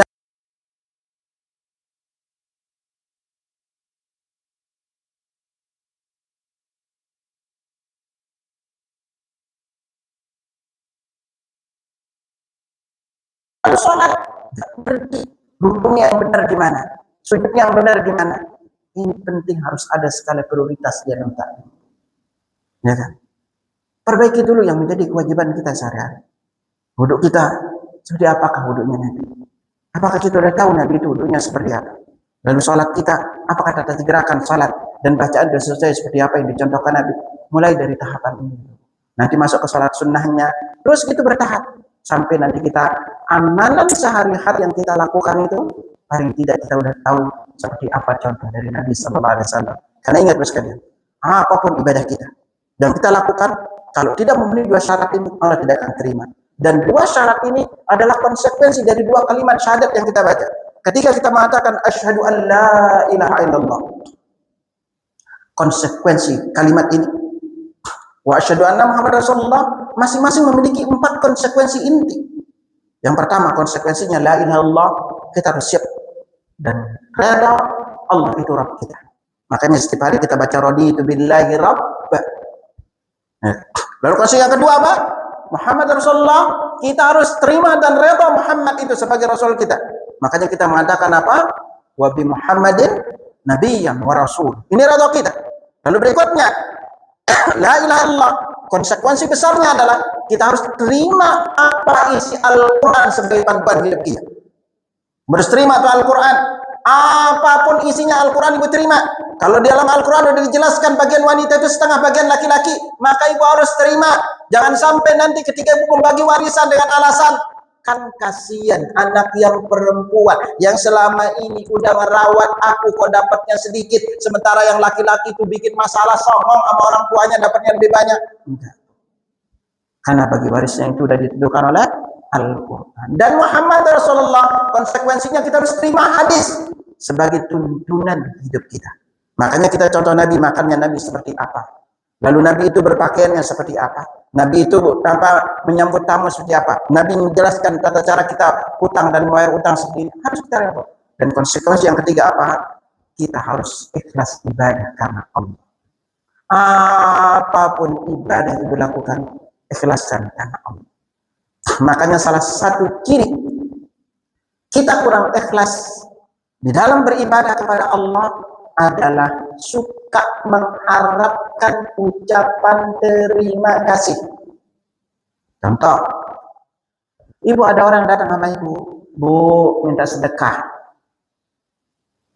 Ibu kasih apa enggak? Kasih. Udah dikasih, kabur tuh orang. Ibu bilang apa? Kabur aja itu dia. Bilang apa, Bu? Besok nongol lagi, Bu.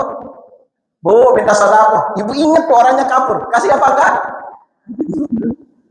Ciri ibu enggak ikhlas tuh karena Allah. Coba kalau tadi dia kasih, makasih ya Bu, semoga ibu panjang umur, disayang suami, rezeki berlimpah. Besok datang lagi, dikasih apa enggak? Ciri ibu enggak ikhlas karena Allah. Jadi apapun amalan itu harus ikhlas lakukan karena Allah. Jangan pernah berharap apa-apa dari manusia, Bu. Karena ingetin ya, Bu ya. Sama juga ibu udah benar-benar berbakti sama suami, jangan pernah berharap lalu setiap hari akan dikasih bunga sama suami. Apalagi lo diucapin kata-kata gombal dari suami, belum tentu, Bu. Itu. Sama juga jangan pernah nanti di usia tua ibu berharap dirawat oleh anak, Bu. Kalau ingat, di antara nasihat yang kami selalu nasihatin kepada para lansia, jangan pernah berharap kepada anak untuk ibu dirawat di usia tua. Belum tentu. Lalu kemana saya berharap? Berharaplah selalu kepada Allah. Ibu cukup doain anak jadi soleh-soleh. Kalau Allah takdirkan anak ibu soleh, pasti akan merawat ibu. Kalau ibu sekarang itu ngarepin anak, lalu anak ibu jauh, anak udah banyak dapat keluhan dari ibu. Anaknya gak peduli sama orang tua. Tambah nanti dapat mantu songong, lebih repot lagi. Ya kan? Jangan berharap sama Allah. Ya, itu kalau di usia tua. Karena nanti ibu, makanya salah satu tema yang kami sering isi, utama untuk para lansia, wafat sesuai kebiasaan. Maka ibu nanti di usia tua tahu cara ngisi hidup. Karena seringkali para lansia itu sedih di usia tua. Ditambah suami meninggal, aduh lebih rewel lagi, Bu. Itu sendiri di rumah bengong, bingung ngapain di usia tua. Ibu perlu siapkan sekarang dari usia tua. Ikhlas lakukan. Berikutnya apa? Apapun amalannya Muhammad Rasulullah, konsekuensinya kita harus mencontoh Nabi, Bu, amalan itu. Jangan pernah menurut kita, karena semua ibadah udah punya tuntunannya. Ibu lalu pas umroh, tahu-tahu umrohnya selesai subuh, Bu berangkatnya, lihat jamaah padat. Lalu bilang apa? Ustaz, kita sa'i langsung aja dulu deh. Itu. Enggak tawaf, nanti tawaf belakangan. Maka ibadah ibu tidak diterima. Karena kalau udah ambil mikot masuk Masjidil Haram, langkah pertama harus tawaf dulu baru sa'i. Ini. Lalu berikutnya ini ingetin gitu ibu. La ilaha illallah, konsekuensi terbesarnya jauhi segala macam bentuk syirik. Jangan pernah berdoa kepada selain Allah. Mintalah kepada Allah. Minta tolong kepada Allah. Jangan pernah minta tolong ke tempat-tempat yang kita katakan angker, Bu. Apalagi Ibu pergi-pergi jauh-jauh ke tempat yang dikatakan apa orang-orang, apa wali. Belum tentu wali, Bu. Kalau wali murid, benar. Wali murid itu. Mintalah selalu kepada Allah. Dan Muhammad Rasulullah konsekuensi jauhi semua amal yang tidak dicontohkan Rasulullah. Apapun. Karena kita kepingin amalan kita diterima. Makanya amalan itu baru akan terima. Dua syaratnya. Ikhlas dilakukan karena Allah. Yang kedua, harus sesuai dengan tuntunan Rasul. Jangan pernah ibu sedekah kepingin dikenal. Jangan pernah ibu umroh itu sambil update status, Bu. OTW Mekah. Capek. Pas puasa update status hari ini buka pakai apa ya? Capek, Bu. Udah sholat malam sendirian, sholat malam, pagi-pagi bangun status lagi, berstatus. Alhamdulillah tadi malam aku dimudahin banget sholat malam, khusyuk rasanya. Pahalanya hilang, Bu. Biarlah semakin kita sembunyikan amal kita itu semakin akbar. Makanya di antara satu cara sedekah diam-diam adalah ketika ibu belanja, ibu mampu nawar, gak usah nawar, Bu. Ini kalau belanja sama tukang sayur nawarnya sedikit, Bu. Bang berapa? 5.000, 4.000 aja gitu. Nanti pas bang berapa semua? 45. 40 aja. Subhanallah. Ibu mampu nawar, diam aja, langsung kasih ibu. Jangan kalau sama orang kecil ibu nawar aja. Kalau pas belanja di mall, ambil enteng ambilnya. Gak pernah nanya, bang ini berapa? Ya, sama tukang sayur nawarnya yang paling gak enak apa, Bu? Ibu pakai jilbab, udah jilbabnya rapi, udah orangnya cantik, tapi nawarnya nyekik, gak enak bener. Sedekahlah belajar, walaupun ibu mampu nawar, ibu sedekah diam-diam. Dengan sedekah itu tidak akan mengurangi pahala ibu. Dia akan menjadikan kita miskin gara-gara kasih dia 2.000, 3.000. Justru mereka itu yang paling butuh, Bu. Karena mereka adalah berjualan untuk hidup mereka sendiri. Bisa jadi ketika dia jualan, itu adalah dia kepingin nyekolahin anaknya ke pesantren. Kepingin biayai ibunya nabung untuk umroh dua orang tuanya. Belajar sedekah. Karena ingat, di antara penyebab melapangkan rezeki kita adalah sedekah. Maka dari itu, di sini kita belajar. Lapangkan hidup ini. Belajarlah dimanapun ibu, belajar berbuat baik. Dan jangan pernah mengharap dibalas oleh manusia. Karena ingat, dalam hidup ini, ketika ibu berbuat baik, ketika ibu melakukan kebaikan, lalu berharap kepada manusia, maka siap-siaplah untuk kecewa. Semakin besar harapan ibu kepada manusia, sebesar itu juga kekecewaan kita. Maka nama suami layanan aja, ibu dipuji sama suami cuek aja. Ya memang nggak bisa dipungkiri wanita itu senang dipuji. Ya, tapi kadang-kadang suami nggak ngerti. Makanya apa? Ingat baik-baik, Bu. Kalau suami ibu itu pinter muji, catat baik-baik. Biasanya dulu banyak korban. Nah, dan diteliti, Bu. Ternyata karakteristik suami yang setia itu pelit puji istrinya. Jadi bersyukur ibu kalau punya suami pelit muji, Bu. Udah lakuin aja kebaikan, jangan diharapin. Jangan berharap dipuji oleh suami, sulit. Karena suami itu kalau udah punya istri, pikirannya beda, Bu. Gimana cara ngidupin istri itu udah tanda dia setia. Makanya kalau mau ngarepin puji-pujian, boro-boro. Dia pulang capek, bisa tidur, bisa ini, itu udah ini. Ya, makanya apa? Jangan terlalu banyak nonton drakor. Biar ini dipuji, ini ibu berharap pujian, belum tentu.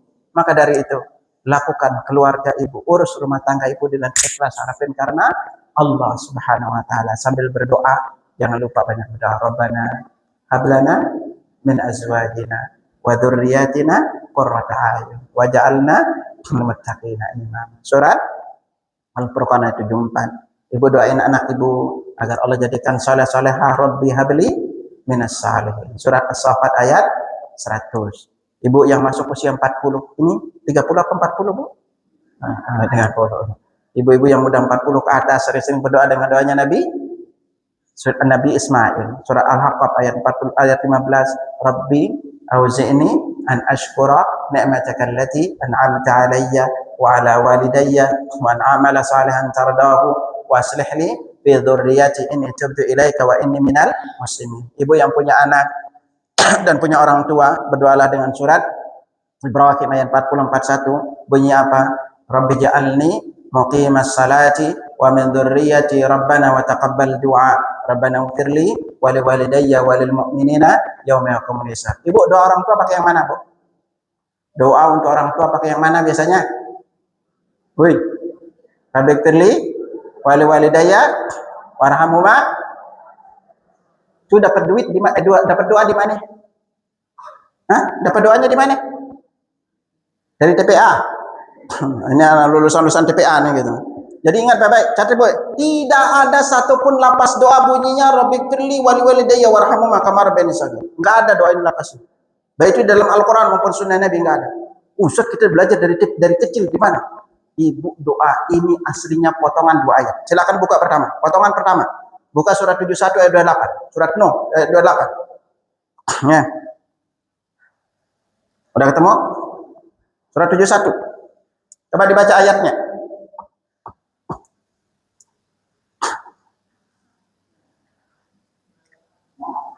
Surat 1 ayat 28.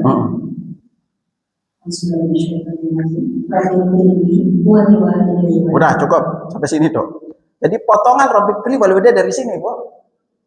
Dan mana warhamhuma kama rabbayani shaghira dari mana? Buka surat Al-Isra, surat 24, surat apa 17 ayat 24. Ini ajarin syarat ayat 23 24 karena ibu ini, karena ini dekat dengan orang tua. 17 sudah 4. Ayat 23-nya nanti Bu ajarin ke anak. Coba baca deh dari artinya dari 23 itu ya. Karena ini penting untuk ditahu juga oleh orang tua. Artinya dibaca ya, ayat 23. Ya. Dan lanjut baca. Dan Tuhanmu telah memerintahkan agar kamu jangan menyembah selain Dia dan tidak berbuat baik kepada ibu bapa. Jika salah seorang di antara keduanya atau kedua-duanya sampai berusia lanjut dalam pemeliharaanmu, maka sekali-sekali janganlah kau mengatakan kepada keduanya perkataan dan janganlah kau membentak keduanya dan mengucapkan kepada keduanya perkataan yang baik. Nah itu, lalu ayat 24-nya dibaca. Wafat, Dan rendahkanlah dirimu terhadap keduanya dengan penuh kasih sayang dan ucapkan. Nah ini wakul, coba baca ayatnya. Nah ini potongan kedua dari sini. Jadi potongan pertama dari surat Nuh tadi, Rabbighfirli wa liwalidayya. Potongan keduanya dari Al-Isra tadi, warhamhuma kama rabbayani shaghira. Jadi kalau ayat langsung doa yang mengatakan Rabbighfirli wa liwalidayya warhamhuma kama rabbayani shaghira itu enggak ada satu pun lafaz doa seperti ini. Makanya digabungan dari 2 ayat. Makanya Ibnu Katsir berkata doa yang paling komplit untuk orang tua itu adalah surat Isra, ayat surat Ibrahim ayat 41. Bunyinya apa? Ayat 40-nya bunyinya Rabbi ja'alni muqimas salati. Coba Ibu buka Ibrahim 40 41. 14 40 41.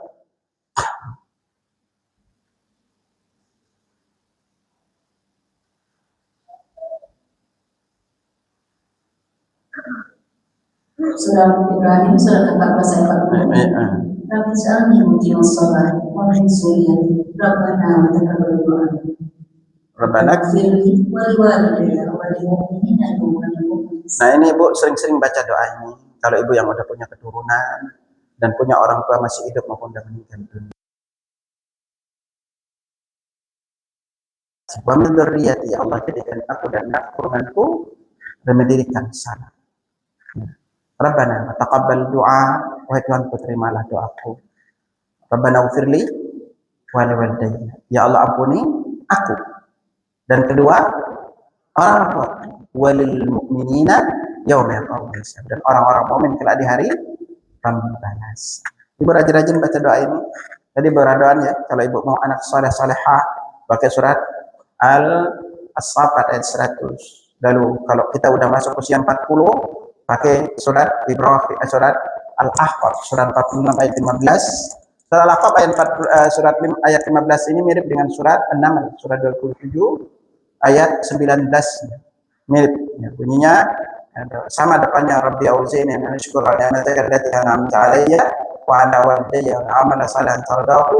Di ujungnya beda, wa dakhilni bi rahmatika fi ibadika shalihin. Kalau yang ini An-Naml ini doanya Nabi Sulaiman, kalau surah Al-Ahqaf itu doanya Nabi Ismail. Wallahu a'lam bissawab. Ibu pulang ya. Udah cukup? Ada yang tanya silakan. Ibu, silakan ada yang bertanya. Yang kalau pakai baca di depan juga bisa, kalau ada yang tulis. Silakan. Langsung aja deh kalau kedengaran. Ya.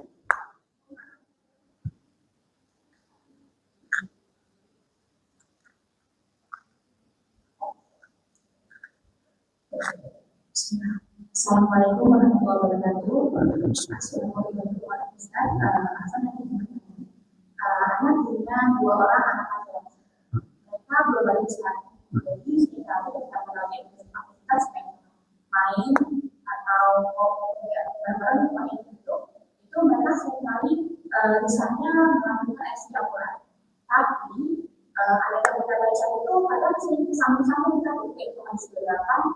Ada satu asas berbeda dengan melakukan itu kalau itu ada pahalanya masih terkait.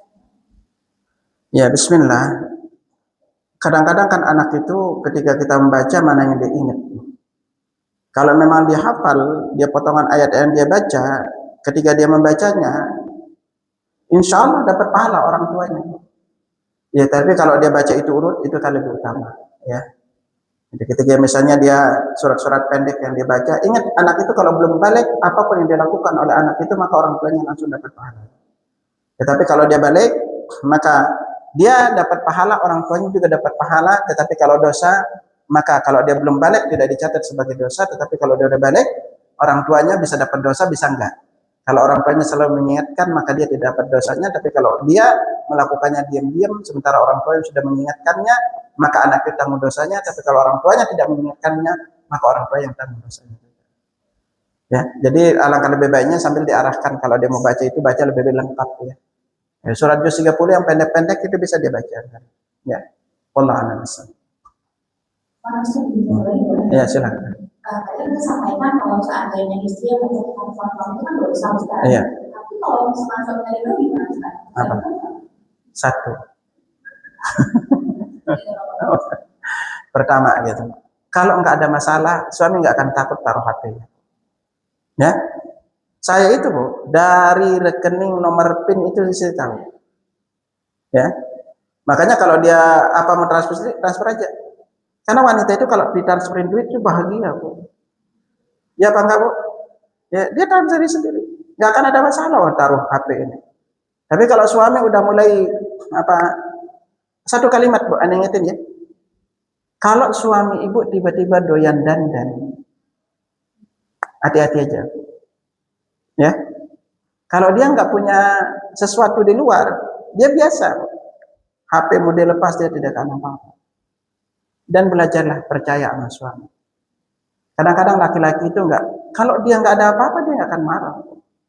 Tapi kalau dia udah mulai ibu pegang HP dia marah, ada mulai kok dandan tiba-tiba dandan beli ini, wah itu pasti maaf aja.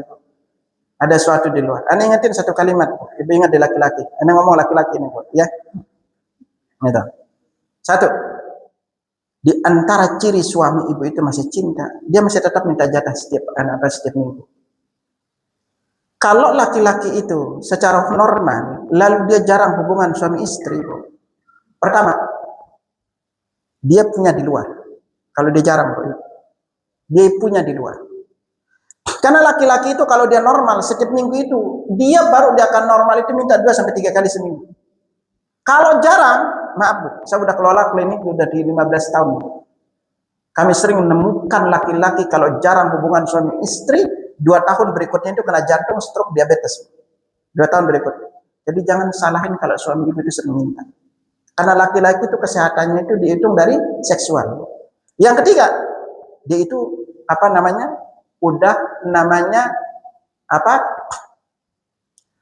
impoten. Makanya tahun ini maaf saya banyak nanganin para suami yang masalah, ya, yang udah nggak kuat ngelayani istrinya, istri-istri juga nih yang udah haidnya nggak lancar, itu apalagi udah monopause. Kita yang pramonopause udah tangani, usia 60 aja ditangani Bu, 4 bulan haid lagi, usia 60. Dan dicek itu Bu, ternyata kandungannya itu apa? kayak usia 20-an. Ini yang ibu, karena laki-laki itu tuh. Jadi kalau ibu sekarang maaf nih, kenapa kalau ibu dekat suami kayak nggak ada rasa, Bu? Maka kemarin kita di salah satu testimoni di di Makassar. Selama ini nggak dekat sama suaminya, selalu tidurnya balik. Terus dia yang sering sekarang minta malam-malam. Karena itu, Bu, hati-hati. Atau dia punya kelainan. Ini suami ibu nih. Laki-laki itu normalnya dia akan minta. Makanya layanin, Bu, apapun kondisi ibu. Ibu mengatakan jangan mengatakan capek, karena laki-laki kalau dia kepingin secara seksual itu berarti masih cinta sama istri.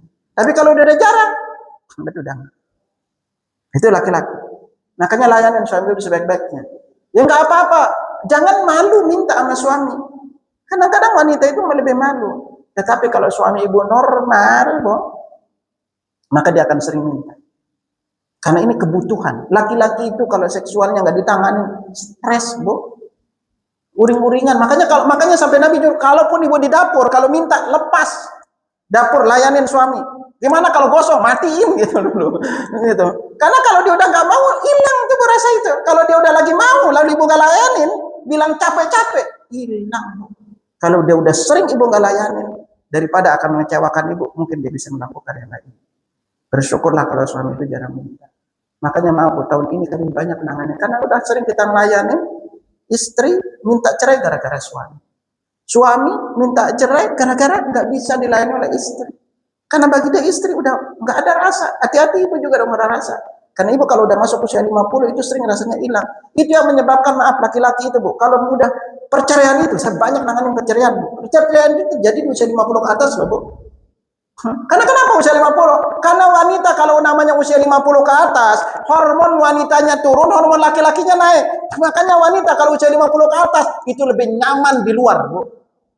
Kalau keluar bahagia, kalau di rumah kurang betah. Ya apa enggak? Tapi beda dengan suami ibu. Ketika masuk usia 50 ini masih. Gitu. Makanya di sini ibu perlu rawat diri. Jangan sampai ibu udah keburu menopause. Wanita usia 50 itu menopause, Bu. Karena wanita udah menopause, karena usia ibu 40 aja udah berkurang.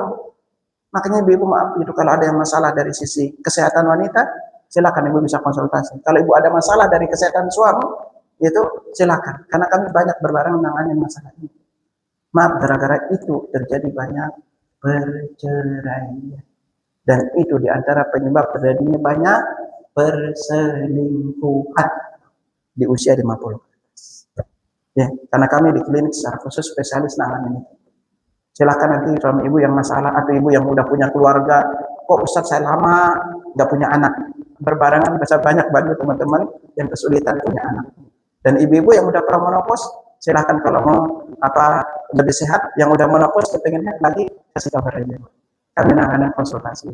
Ya, semoga Allah Subhanahu Wa Taala berikan ibu kesehatan, bisa melayani suami. Dan juga Allah takdirkan lahir dari kita anak yang saleh dan salehah. Demikian subhanakallahumma wa bihamdika asyhadu an la ilaha illa anta astaghfiruka wa atubu ilaik. Assalamualaikum warahmatullahi wabarakatuh.